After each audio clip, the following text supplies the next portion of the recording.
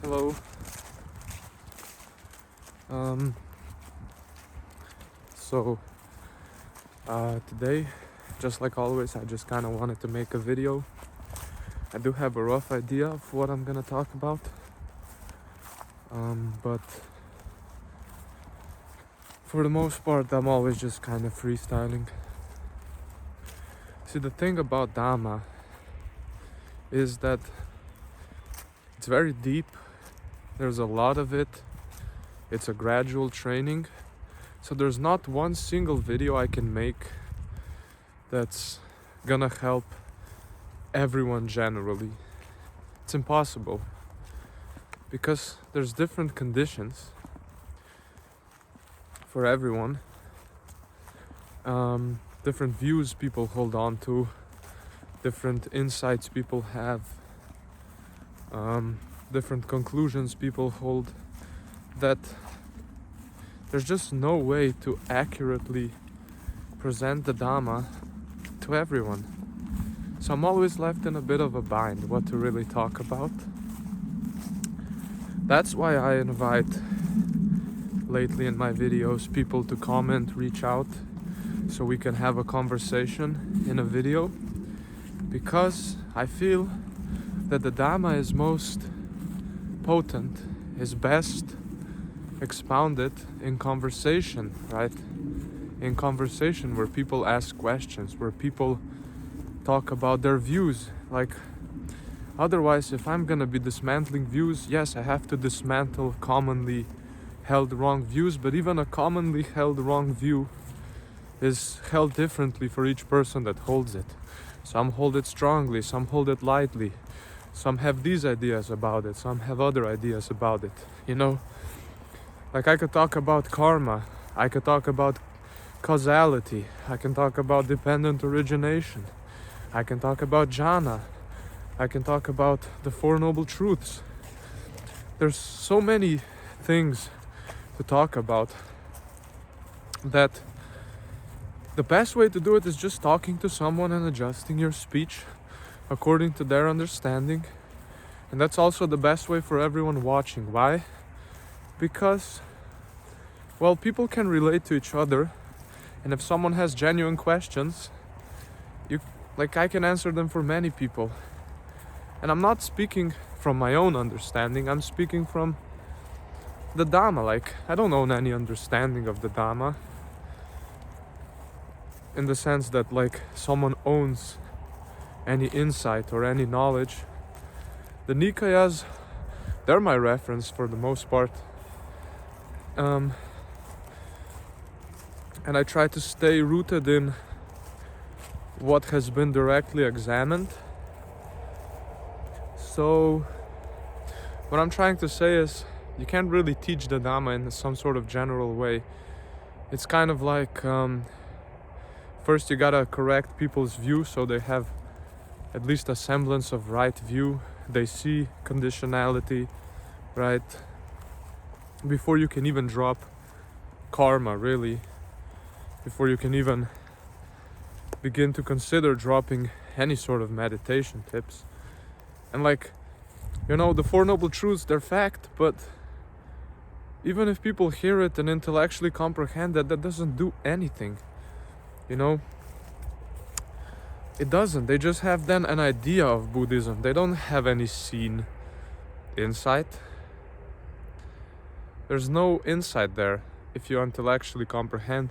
You have monks who spend entire lifetimes practicing the Dhamma. They don't even enter the stream because all of their understanding is intellectual, you know? And I'm not downplaying stream entry, by the way. I'm just saying that the Dhamma is actually something that has to be seen by everyone for themselves, and it's hard to see. Like, I'll talk a little bit about See, I don't like referencing my own experience, because if you're seeing the Dhamma, you see there's no you, there's no owner of experience, right? But I'm gonna use these words as conventions. So when you watch when there's watching of the 5 aggregates in real time, right? The 5 aggregates, they happen in less than half a second. That's the whole point of meditation, is to get the mind. Well, there's multiple benefits to meditation in regards to Buddhism, but one of them is the mind becomes concentrated and usable and non-distracted, and it's much easier to track the aggregates in real time. And if you track the aggregates, right, if the aggregates are tracked, right, then something reveals itself. When the aggregates reveal themselves, causality, dependent origination, reveals itself not as an idea, but as the very fabric of existence. Like, that's why things happen. Like, it's sort of like this. If I were to describe it, you look at a cup, right? And in that brief second before you're conscious of there being a cup, before you perceive it, and when your attention moves to the cup, all the 5 aggregates fire. And they also support each other. It's sort of simultaneous, but sort of in a cycle. Like, you move attention to the cup, there's form. So the eyes and the cup, there's contact, right? The sense makes contact with the sense object. And that contact produces a feeling which is neutral, pleasant, or unpleasant. And only then does a perception arise. It doesn't have to be a mental labeling. It can be. But then you perceive a cup, you know. Even if you call it or not, you perceive that as a thing. That's perception. And out of that perception, a mental formation arises. Like, if I was thirsty, the mental formation would be an intention to grab the cup. And only then is it known, right? So that's how experience functions. And if you watch, if this is watched, if this is observed, like, every time attention moves, every time contact happens, there is feeling, and from feeling there is perception, and then there's mental formation, and then there's consciousness. And it doesn't only follow itself. Like, mental formation conditions perception just as much as perception conditions mental formation. They condition each other, they follow from each other, and they arise together. It's pretty crazy to witness. And what then is being seen, you're not seeing the object, you're seeing the 5 aggregates and the momentum of the 5 aggregates, right? You're seeing, like right now, I had this thought, right, where I was just talking, and my mind made contact with the thought, and there was a neutral feeling, a perception of the thought, aka what the thought was, and then a mental formation, the next thought. And then there was consciousness of it. And that's how it goes. Again, see, I saw the previous thought, neutral feeling, the perception of the previous thought, mental formation, the next thought, and consciousness of it. And it keeps going like this. That's how I'm speaking. That's how you're speaking. That's why you're thinking. That's why all your actions arise from. And when the 5 aggregates are watched, not by a watcher, you can't think about it. You can't really watch it, because the watcher is a mental formation, right? That's already the aggregates. When the flow is kind of noticed, like they're noticed, like you notice the momentum of a thought before the thought arises. That's why you see the causes for thinking, the causes for emotions, the causes for action. And when that is seen, really clearly seen, self-view just doesn't have a foothold. Because the thing that was considered a self is directly seen as just 5 aggregates doing their thing. There's contact. That contact, there's a feeling, pleasant, unpleasant, neutral. Then there's perception of the contact, aka you perceive an object, a feeling, whatever. And there's a mental formation, either avoid it, or grasp at it, go for it, or move, or drink, or a feeling, or whatever. A feeling like an emotion. So that's where all actions happen. See, like right now, I saw the previous thought, because for me, the tracking has been done so much that it's become almost automatic. So it's just noticed. Again, the thought I just said, contact, neutral feeling, perception of the thought, mental formation, continue with the next thought, consciousness. It knows it.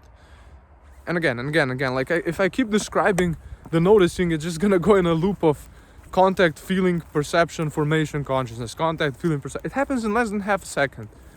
But it can be noticed. When the mind is not distracted and when it sees it, It's crazy. And the crazier part is it can't only be noticed for your own experience. Again, you can notice the loop in me. You can notice how I pause between thoughts and how there's like a little delay, and then the next thought arises due to the condition of the previous thought that was felt, perceived, and the mental formation is continue the thought, and the mind makes contact with thought. And the funny part is you can see it in others. That's crazy. That's the crazy part. Is first you start off by just seeing the 5 aggregates arise for what you thought was you. And then you start seeing others 5 aggregates, like you notice the moment of contact for them, and you see the causal chain of contact. You notice their feeling. It's not hard to notice when someone has a pleasant, unpleasant, or neutral feeling. And you notice the perception, like you notice when they see it, like that small split between their attention moving and them perceiving something. In between was feeling. And then you notice the mental formation, they do something. Like, let me give you an example from work. Like, I work as a cashier, and I just watch the aggregates do my work. Basically, like, notice money, neutral feeling, perception of money, mental formation, grab the money, next contact with the note on my hand, perception of note on my hand, neutral feeling before that, mental formation, give the money out of the register. And that's how it happens, really, really fast. 5 aggregates firing. And then I see the person in front of me, right? Like, I see them open the wallet, attention lands on their notes, on their wallet. And I see contact, right? I see their attention move. And this happens really slowly, but really fast, but you can notice it. It's like you catch the flow of the aggregates and then you just see them happening. Like, once you catch it, it's not hard to see, but it's hard to catch it. But you see, they make contact with the wallet.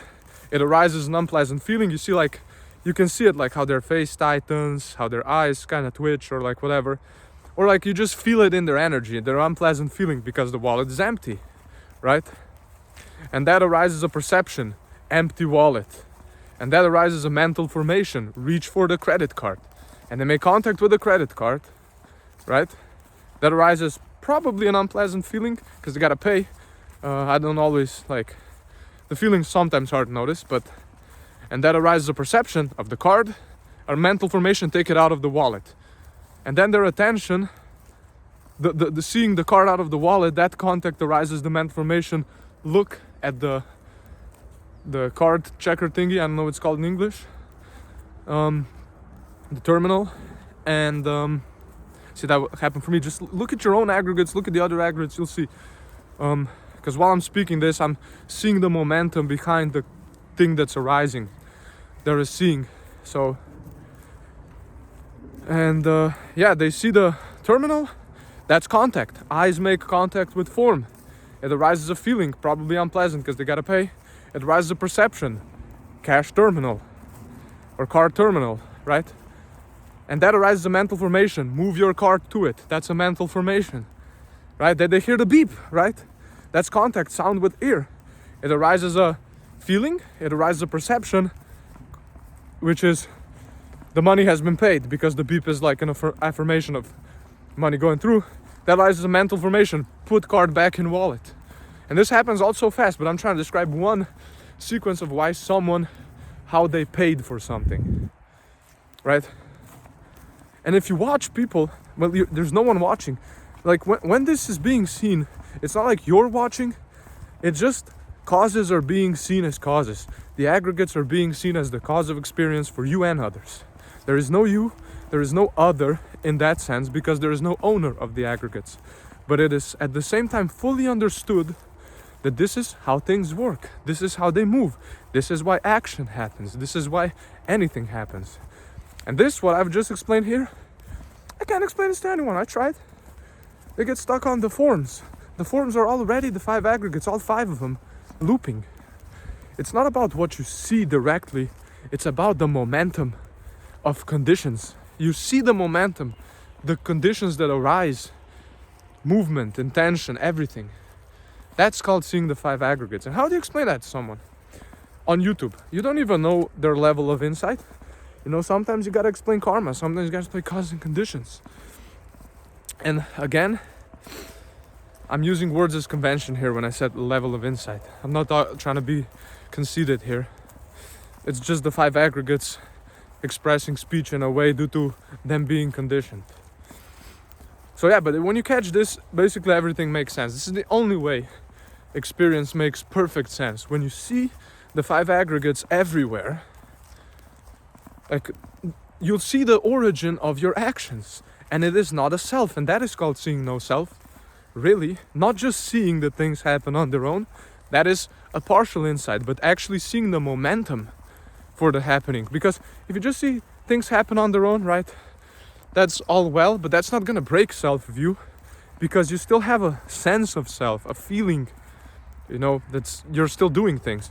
But once you see, right, that the sense of self is just a mental formation after like two loops of the aggregates. You have the first loop, which arises the first me, and then that continues and that forms a you. Then self-view cannot. It has no basis. The seeing literally destroys the base, because the base was ignorance of the five aggregates. So once that is seen, can self-view really survive? Tell me. Once it's seen, everything that you say, think, do, in real time, you see the causes for it, and you see that the causes are not a self. Would self-view have any basis to arise anymore? So entering the stream is not simple, but it can be explained.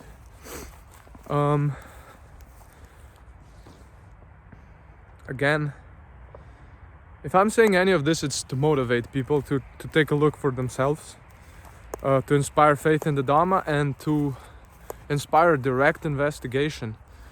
Because people like to get hung up on ideas, and the path is not always nice. Like, the path is hard sometimes, because imagine it like this. Suddenly, wherever you used to find refuge, there is no refuge. No, it's not a refuge. All conditioned things are dukkha. When that is seen, all refuge falls away. Whatever it may be, money, comfort, relationships, success, whatever it may be. So that's scary. You're like out in the open. That's why no self is good when it's seen, because if there was self-view when dukkha is seen clearly, you would feel like there's no safety. But once they're seen, there's no you, but there's also no safety. The feeling of danger doesn't really land anywhere, right? But that's something people don't talk about. They think the path to liberation is just like you're liberated, now you can do whatever you want, because they confuse freedom with doing whatever you want, right? But it's not doing whatever you want. Desire itself is the bondage, and it arises due to ignorance of there being a self in the five aggregates, when it's just form, feeling, perception, formation, consciousness looping endlessly. And until the pattern is noticed, not by a self, but just noticed, there is no ending of self-view and no clear vision, right? And the thing that hit me most was the line the Buddha said, through seeing the danger arises disenchantment. Through disenchantment arises dispassion. Through dispassion, liberation. That's the sucky part of the path. And when you see the danger, there's no more safety. No more safety in samsara, nowhere. You can't cope. You can't bargain with it. There's just no safety. Everything is, there's just danger. And then there's disenchantment. You don't choose to let go. You see there's no you. So you can't even have a refuge in a self or an identity, because it's the five aggregates rolling. There's no you. And what happens then? Well, then your only choice is to go forward towards cessation, because you can't go back, because you see there's no you, and you see the danger in blind indulgence. You're not there yet. Nirvana has not been realized. They're still clinging from the past, residual clinging. There doesn't have to be a self for there to still be clinging, because it's always been the five aggregates. Even if they thought they're a self, it doesn't change anything. So that's kind of like a sucky middle part of the path, is nowhere to be safe, but no freedom yet. And people think liberation is just like, oh, I'm happy and blissful and I get to do whatever I want, and there's no renunciation, and there's still the defilement, still greed, still hatred, still delusion. It's just, I realize there's no one there, so I just let it happen however it wants. No. That's called being delusional with a refined sense of self, whereas you stop identifying with the body-mind, yet you still identify with some permanent essence like awareness or whatever. But without investigation, aka seeing the five aggregates, seeing the Four Noble Truths, seeing dependent origination, as it's happening right now, without seeing that, there's gonna be no disenchantment, no dispassion, no liberation. Which means there's still delusion, there's still self-view, the stream has not been entered, but there is a feeling of liberation. So that's a trap, right? And that's why I want to talk to people, because explaining these things, that doesn't serve many people. I just wanted to kind of say it. But I still want to talk to people about these things and help them see, because a lot of people are kind of just conceptualizing or have conceptual understanding or some limited insight. And yeah, that can be such a trap. So that's why I'm trying to inspire urgency. I'm trying to inspire people to actually reevaluate their liberation and see if they're actually disenchanted, dispassionate, if their meditation, their jhana is actually improving naturally through dispassion. See, when the mind stops craving, when the mind stops grasping its sensual pleasure, it's much easier to attain jhana.